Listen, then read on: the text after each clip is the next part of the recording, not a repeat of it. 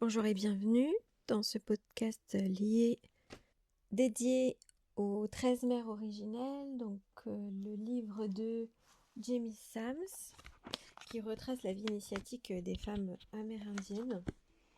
C'est un livre très intéressant que je vous invite à lire. Enfin, en tout cas, l'objet de ce podcast est vraiment de vous initier et de vous donner envie de lire ce livre qui retrace le parcours initiatique des femmes amérindiennes, mais de toutes femmes en fait. Ça traite d'énormément de sujets, la sororité, l'enfance, l'innocence, l'humanité, et à chaque... donc c'est l'histoire d'une femme.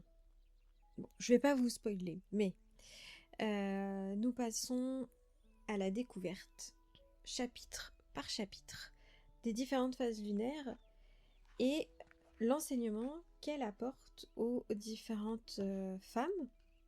On verra à la fin du livre que ce n'est qu'une seule et même femme. Et en fait, ce parcours initiatique, il est aussi dédié aux jeunes filles qui deviennent femmes et pour leur permettre de trouver leur place dans ce féminin sacré, dans cette création. Et du coup, je trouve ce livre parfaitement intéressant, vraiment. Et moi, il me sert énormément dans mon processus vivenciel de la vie de janvier à décembre. Il n'y a pas plus clair. Donc là, nous sommes sur la mère de clan du deuxième cycle lunaire, au mois de février.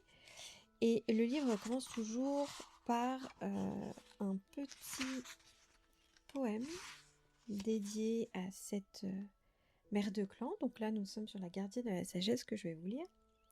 Ô gardienne de la connaissance ancienne, murmure-moi ta sagesse, pour que je puisse toujours me souvenir du mystère sacré de la vie. Des histoires des grands-mères, des actes de bravoure grands et petits, des progrès accomplis pour le fidèle qui répond à l'appel de notre mère. Des cycles et des saisons qui scandent chacun de nos changements, la renaissance de nos visions, l'esprit que nous avons recouvré. Ici, la vérité remporte la victoire, mettant fin à la guerre intérieure, apportant à chaque cœur humain la célébration finale. Donc, dans ce livre, après, je vais vous résumer un peu le chapitre lié à cette gardienne de la sagesse qui continue son parcours. Nous l'avons vu le mois précédent, avec celle qui parle avec toutes ses relations. Et la gardienne de la sagesse est la mère de clan du deuxième cycle lunaire. Elle est l'archiviste de tous les souvenirs de la terre, gardienne de la mémoire, des pierres et protection des traditions sacrées. Donc ça, c'est ce qu'on va voir dans ce chapitre. On va aborder plein de sujets, vous allez le voir. Février est son mois et le gris, la couleur qui nous connecte à son cycle lunaire et à sa médecine. Plus loin, on a une petite précision sur la couleur grise. Donc à travers la couleur grise, la gardienne de la sagesse nous montre comment agir envers les autres en honorant toujours leur espace sacré et leur point de vue sacré, sans ressentir que nous ayons à défendre notre point de vue personnel. En faisant honneur à nos propres vérités, nous développons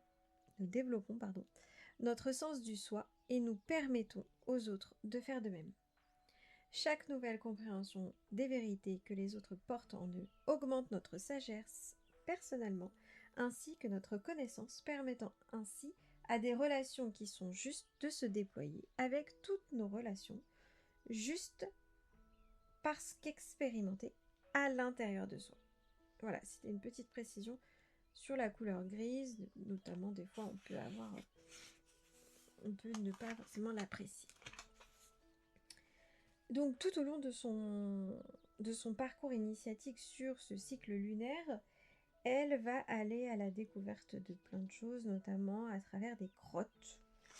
Et elle va découvrir également un flocon de neige qu'elle nommera tendrement texture de givre, qui va lui émettre des enseignements également.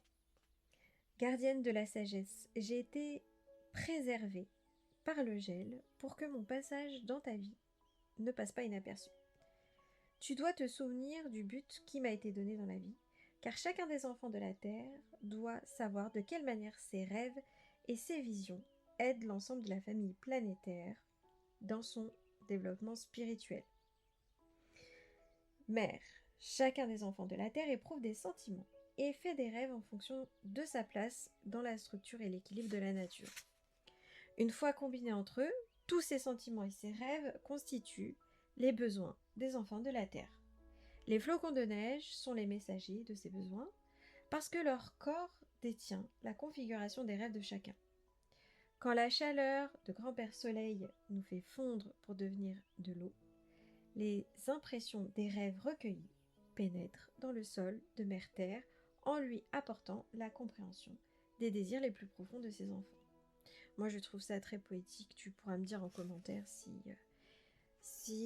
tu trouves ça poétique également.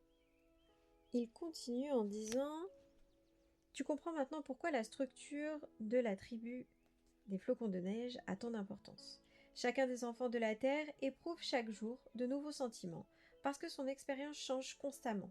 Ce que chacun désire dans sa vie se transpose en une roue de médecine sous la forme d'un flocon de neige individuel qui va, en fondant, toucher le cœur de Mère Terre. » Texture de givre continua. Pendant les lunes vertes et jaunes, les sentiments vont arriver sur Terre sous forme de pluie, puisque ces saisons portent à maturité la connaissance des rêves. Nous sommes les messagers des lunes blanches, car les rêves doivent être gardés sous leur forme cristallisée jusqu'à ce que la saison du repos et de la réflexion soit passée. Puis au moment des lunes qui réchauffent, les motifs des rêves et des visions, qui sont cristallisés dans la glace, vont dégeler et fondre pour se libérer dans la terre. Voilà, alors toi, je ne sais pas par expérience, mais on est quand même d'accord que face à la neige, notre petit cœur se ramollit et on a tendance à devenir de vrais enfants, à rire et à faire n'importe quoi. Et c'est bien là où notre innocence reprend toute sa valeur. La gardienne de la sagesse va continuer son périple. Elle rentre dans une grotte où il y a plusieurs grottes à l'intérieur, il y en a 7. Il y a les 4 points cardinaux, nord, sud, ouest, est, mais il y a aussi le haut, le bas et l'intérieur. Et à chaque fois, Mère Terre va lui poser la question pour savoir si elle a bien compris son enseignement et si elle est bien détentrice de la sagesse. Elle lui pose une question et elle-même doit répondre à cette question. Dans la première grotte, la grotte de l'Est, la question qui est posée, c'est: grâce aux leçons de l'Est, tu as acquis la faculté d'être la protectrice des traditions sacrées. Qu'as-tu donc appris? Donc là, vous avez bien compris, on va parler des traditions sacrées. Mère, j'ai cherché la vérité et j'ai découvert que toute chose vivante crée de nouvelles traditions dès lors qu'elle honore le caractère sacré qui réside en chaque individu, aussi bien que dans l'ensemble de la création. J'ai fait l'expérience de la clarté de la connaissance de celui qui désire la compréhension autant que le souffle de vie. Toute tradition sacrée, je le sais maintenant, se crée lorsqu'un individu trouve une façon de se reconnecter à l'amour du grand mystère. Je crois que le rôle de protectrice des traditions sacrées qui m'est offert consiste à enseigner à tous nos enfants humains comment faire pour qu'ils ou elles puissent redécouvrir la façon dont il peut se reconnecter au grand mystère. Je dois protéger la tradition sacrée du libre arbitre donné par le grand mystère en montrant à l'humanité que tout individu a le droit de se reconnecter à sa propre manière au Créateur. Donc là, on est bien sur le libre arbitre. Donc elle a démontré à Mère Terre qu'elle a toutes les connaissances concernant la tradition sacrée. Elle a bien compris ce qu'elle devait faire, son enseignement. Elle passe à la grotte suivante, la grotte du Sud. On lui pose la question: fille de mon esprit, voici la grotte du Sud. Qu'as-tu appris? En quoi tu puisses avoir confiance? Et c'est là qu'on arrive à un moment très important et moi que j'aime beaucoup. J'ai découvert qu'il y a un grand pouvoir dans l'innocence et l'humilité, et que ce pouvoir transcende l'autosuffisance. Ce masque que les êtres humains utilisent pour cacher leurs sentiments d'insécurité et leurs douleurs, j'ai découvert aussi que la foi et la confiance sont les dons du pardon et qu'à travers le pardon, la tribu humaine peut accéder à la sagesse de l'émerveillement enfantin. Ce qui raccroche un peu à cette conversation avec Texture de Givre. Hein. Donc elle a démontré sa sagesse concernant l'innocence et l'humilité et en quoi elle peut avoir confiance, donc c'est bien ça. On passe à la troisième grotte, la grotte de l'Ouest, et on lui demande « Qu'as-tu découvert dans l'enseignement de la grotte de l'Ouest qui concerne le fait d'être humain, mon enfant ?» Là, elle fait un petit zoom sur la féminité. Et pour moi, il y a plein de choses à relever et c'est très important. Et j'ai adoré ce passage. J'ai réalisé que le futur dépend du principe féminin en toute chose. Parce que toutes choses naissent de la femme. J'ai appris à connaître la beauté de nourrir et de prendre soin, ainsi que celle de la compassion. En donnant naissance à ces qualités à l'intérieur de moi, j'ai appris comment garder les graines de la connaissance dans mon utérus jusqu'à ce qu'elles soient prêtes à être partagées avec les autres. J'ai honoré mon corps de femme en ne partageant le plaisir sexuel qu'avec ceux qui considèrent mon être tout entier avec le plus grand respect. J'ai appris que le lieu de tous les lendemains, l'Ouest, est un lieu obscur où il n'y a aucune peur de l'inconnu, parce que c'est comme retourner dans le bol médecine, donc entre parenthèses l'utérus, de la mère de toutes choses. J'ai découvert la force de la retraite et du silence, qui active le pouvoir féminin d'introspection, ainsi que celui de recevoir des réponses. Ce fut bon de comprendre l'art de la connaissance de soi, parce qu'à travers le principe féminin, j'ai appris la sagesse de m'aimer moi-même. Et voilà comment elle a démontré être la gardienne de la sagesse de la grotte de l'Ouest. On passe à la prochaine grotte, la grotte du Nord. On lui dit « Dis-moi, quelle est la sagesse que tu as recueillie auprès du Nord, ma petite ?» Dans le lieu de la guérison et de la gratitude, j'ai découvert la sagesse de ceux qui ont pleinement expérimenté la vie humaine. Les leçons de leur marche terrestre leur ont bien servi. J'ai appris à être reconnaissante pour toutes les occasions de grandir.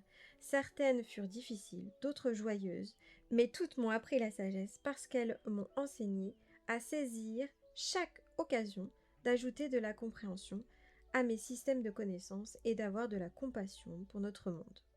J'ai appris que la guérison vient à ceux qui ne blâment pas les expériences de la vie, mais remercient plutôt pour le potentiel de croissance qui leur est ainsi offert. J'ai recueilli la sagesse qui peut être acquise par l'expérience personnelle. J'ai accepté la guérison qui vient d'une attitude juste et j'ai appris à être profondément reconnaissante pour tout cela. La gratitude, la gratitude. Nous avons fini les 4 grottes des points cardinaux. Nous passons aux grottes du haut, du bas et de l'intérieur, en commençant par la grotte de la direction du haut, avec pour symbole la baleine. Donc, qu'as-tu découvert à propos de la sagesse qui y réside là-haut ? Elle répond « Chaque être humain a l'occasion de remercier pour la beauté de la création qu'il ou elle représente en tant qu'individu. En se réalisant au mieux de ce qu'il est personnellement, honorer les dons et les facultés qui nous ont été donnés, en les développant pleinement, c'est accomplir sa destinée. Le chant de la baleine et le chant médecine de l'étoile du chien, donc on est sur l'étoile Sirius, dans le ciel de la nuit. Il enseigne aux êtres humains à se souvenir de leurs talents et à s'en servir pour redécouvrir le destin de complétude qui est le leur et que leur esprit détiennent. Voilà pour la grotte du haut, la grotte de la direction du bas. Quelle sagesse as-tu recueillie de cette direction ? Donc là, on est sur l'image du mammouth laineux avec la défense d'ivoire qui est semblable à l'art de se souvenir, qui est une puissante médecine. Rien n'est jamais perdu si les êtres humains considèrent les informations qu'ils recueillent et les leçons dont ils font l'expérience comme étant suffisamment sacrées pour les graver dans leur mémoire. Transmettre cette sagesse aux générations suivantes garantit que ces enseignements vivront pour toujours. J'ai appris que les systèmes de connaissances se fondent sur l'expérience et non sur les croyances. Les deux jambes, donc c'est nous, les deux jambes doivent rassembler tout ce dont ils se souviennent, ainsi que la sagesse de l'esprit dans la direction d'en bas, afin de les intégrer et de les marcher par eux-mêmes. Voilà ce qu'elle en dit. Je n'en rajouterai pas plus. Et nous allons passer à la dernière grotte, la grotte de l'intérieur. Donc on va chercher l'esprit du totem qui est la présence du lynx, la direction de l'intérieur. Et elle dit à ce sujet: Mère, j'ai appris que toutes les choses vivantes a un cœur empli d'amour, de désirs, de rêves, de projets et de grande médecine. Pour moi-même, j'ai appris que la sagesse inexprimée de mon cœur, grâce à laquelle je rends grâce d'être vivante, est pareille à un bijou précieux. J'ai appris à ne partager cette sagesse que lorsqu'elle est demandée. J'ai appris qu'il n'y a aucun secret dans l'univers parce que toutes les réponses sont contenues en lui.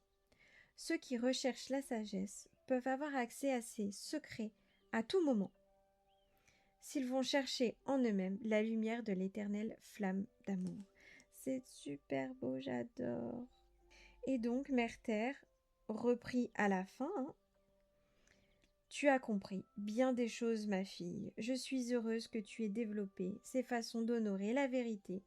Tu as suivi la piste de la sagesse et découvert que la voix de ton Noranda, donc c'est ton intuition, est ton guide en permanence. Tu as compris que la piste de la sagesse mène toujours à la direction intérieure et donc à ton cœur. Voilà la gardienne de la sagesse et son enseignement. J'espère que cela t'a plu. Moi, je trouve ça formidable. Et je ne me lasse pas de le relire et de le relire pendant cette phase lunaire. Il y a tellement de choses qui me parviennent et je vis, je ressens. C'est vraiment un processus viventiel pendant 28 jours. Les 28 jours qui séparent deux pleines lunes. Voilà, je ne vais pas te spoiler, mais on se retrouve le mois prochain pour la troisième phase lunaire, donc la troisième mère de clan, qui est celle qui pèse la vérité. Voilà. Si ce podcast t'a plu, n'hésite pas à liker et à le partager à tes amis pour qu'on puisse vivre ensemble ce processus viventiel, cette voie initiatique des femmes amérindiennes. À bientôt!